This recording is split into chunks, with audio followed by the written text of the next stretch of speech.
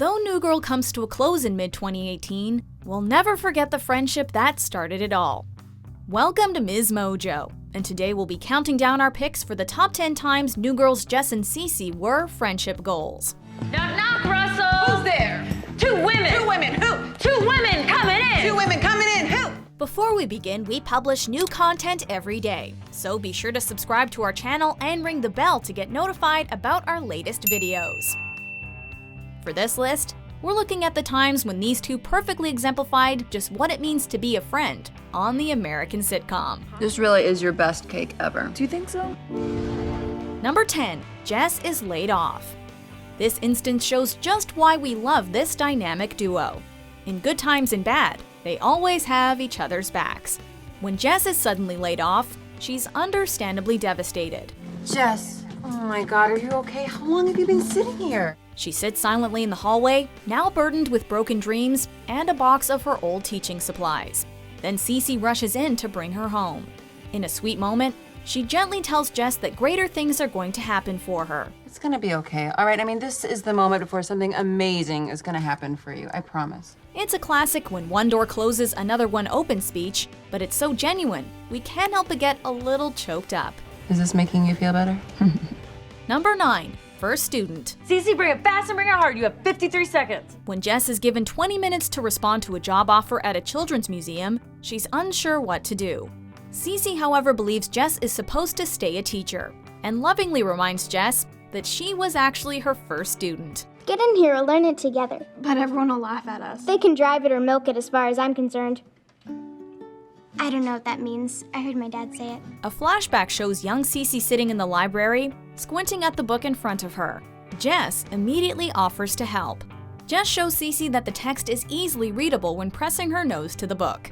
Cece is worried about looking silly, but Jess essentially says they can suck it. Cece smiles and decides to join Jess, thus beginning a friendship for the ages. I'm Cece. Jess. Number 8, the ribbon hat. She said you have a whole thing? Hell hath no fury like Cece. Nick's new girlfriend Julia has nothing in common with Jess. Jess, you rock a lot of polka dots. That is diabolical. At times, she is even downright condescending to our quirky protagonist. Jess vents to her friends about it, and Cece is livid that someone could dislike her.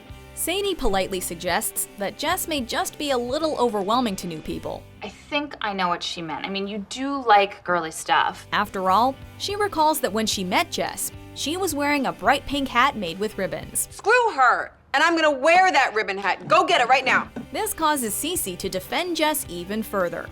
She demands Jess bring her the aforementioned headwear. This is one of those moments that shows how fiercely Cece will defend her bestie, even if the cause is a silly one. Nick, where's this bitch? I'm gonna smack that lawyer learning right out of her mouth. Number 7, the modeling job. It's Cece's birthday, and Jess is excited for their traditional girls' night in. But instead, they end up hanging out with Cece's modeling friends. Monkey, where you keep the clappers. This is so much fun. For the birthday girl, it's a fun night, but the same can't be said for Jess. The models treat her like a sideshow Cece brought along, which causes Jess to snap. Cece overhears her saying modeling has made Cece dumber, which leaves her angry and hurt. And I don't know why Cece would want to spend her birthday here. It's like years of modeling have made her dumber. Nice, Jess. Jess ends up covering a job for Cece and learns that modeling is a lot harder than she could have expected. Jess apologizes and the two make up. They each learn a bit more about each other and end up stronger than before.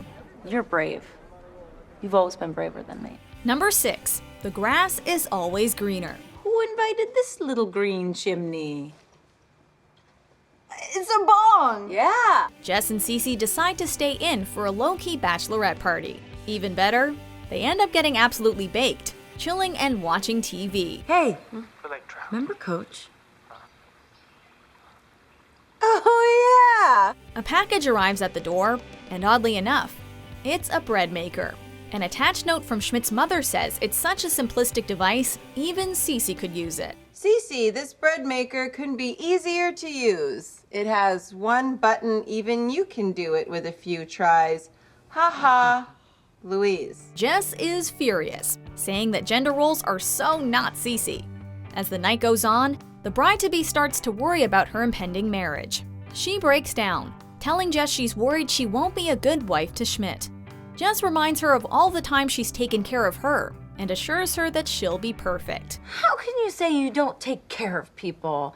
You've been taking care of me my entire life. You're fierce and you are strong, and you would stand up for anyone that you love. Number 5, Maid of Honor, twice. Hey. Hey. Yeah, honey, I know. You don't have to say it. Many girls have their maid of honor picked out years before meeting their spouse-to-be. The tradition is a great way to say you love your best friend, and you can't imagine such a big event without them. It's not traditional in Indian weddings to have a maid of honor, but I would really love it if you would be mine. Cece's marriage with Shivrang didn't make it past the wedding, sure, but it still counts. Asking Jess to be her maid of honor was a sweet gesture, especially since the role isn't customary in a traditional Indian wedding. Listen to me, you bird-shirted puzzle baby. You get out there and you do something totally idiotic right now. The second time, when Cece marries Schmidt, Jess is maid of honor in a beautiful wedding that masterfully blends a modern ceremony with Jewish and Indian traditions. Relationships may come and go, but we know this friendship will last forever. I've been here long enough to know.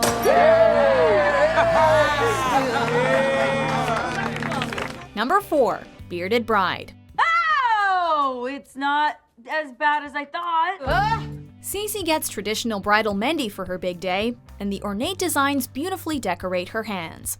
Unfortunately, this becomes anything but beautiful when she accidentally sleeps on the freshly applied artwork. Where's my sari? Something on your face. Bad news is, mehndi is created from paste that temporarily dyes the skin. It can last for days or weeks. The normally calm Cece frantically contacts Jess, and she quickly swoops in. Cece, hi. What's going on? Usually, Cece is the one to help Jess, but this switch-up led to hilariously chaotic results. Jess innocently suggests that olive oil and cotton balls could potentially fix things, with the unwanted tattoo smudges creating something resembling a beard. Oh, see, it's coming right off. We're just shocked neither of them saw this as a bad omen.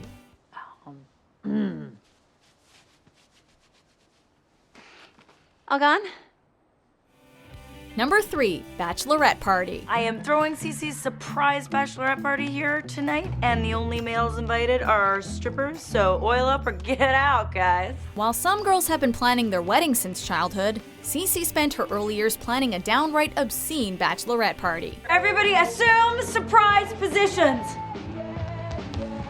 Years later, Cece is getting married, and Jess makes all of these dreams come true with a surprise party. However, this implodes when Cece brings Shivrang's aunt into the house. What are you looking at? Sorry. I'm so sorry. I immediately regret that. Show me. It's initially tense, but it resolves itself in the end. Fine. I don't think you should marry Shivrang if it means you have to change who you are. Jess helps Cece realize that she may be jumping into the marriage, which inspires her to talk to her fiancé and lay it all on the table. It's a nice moment that shows that Cece does consider what Jess thinks and holds it in high regard. Sometimes it feels like we're just moving so fast, and I feel crazy that we're just jumping in blindly. But maybe that's what makes this special. Number 2, Cece threatens the boys. Cece is normally calm, cool, and collected, but if you hurt her best friend, she'll be your worst nightmare. In the pilot episode, she is reasonably worried at the idea that Jess will be living with 3 men. What, are you a model or something? Yeah. Yes, mostly print right now, so. After all, Jess is the best person Cece's ever known, and these are total strangers. Seeking to suss the place out, Cece visits the loft. Please put your shirt back on. Please don't make me laugh at you. She sits the prospective roommates down, essentially interviewing them. After a strange conversation, she seems to decide they're pretty harmless. Listen to me, you guys. Jess is by far the best person that I know, so if you guys let anything happen to her, I'm gonna come here and crazy murder you. Just in case, she leans forward and tells the men that they better not hurt Jess, or she'll crazy murder them. Before we unveil our top pick, here are a few honorable mentions. Excuse you. These little bitches throwing us shade. Hey, keep it moving. This is a middle school vice principal and can give both of you detention. Why would I do that? Parent trap. Great. Mom! Dad, help! There's a man in the room! He's trying to get us to eat candy! But he's the best guy, Cece. Maybe I should just make it work. Yeah, no, Jess, you can't just dive into something like this right now. Number 1, 20 years down. You should have it. No, you should have it. No, you take it. No, you take it. No, you take it. I want you to take it. Here's a tip. If you and your best friend let an argument brew, it will blow up. It'll end up hurting both of you more than if you just resolved it in the first place. But then we both decided that it was better if neither one of us bought it. Yep. The neon yellow purse? With the strap? Yeah, I seen that. It's in your closet. This is what happens with Jess and Cece. A Pandora's box of unacknowledged disagreements are unleashed over a purse. This leads to a fight that leaves physical and emotional wounds on both girls. Talk with your fist. I just want my No! However, it gets resolved because these two can get through anything. They realize that after 20 years, there's no one else they'd want to call their best friend. I can't believe I've known you 20 years. And you're still my favorite person to talk to. They also realize that they mesh together perfectly because of their differences, and not in spite of them. Do you agree with our picks? Check out these other great clips from MsMojo and subscribe for new videos every day.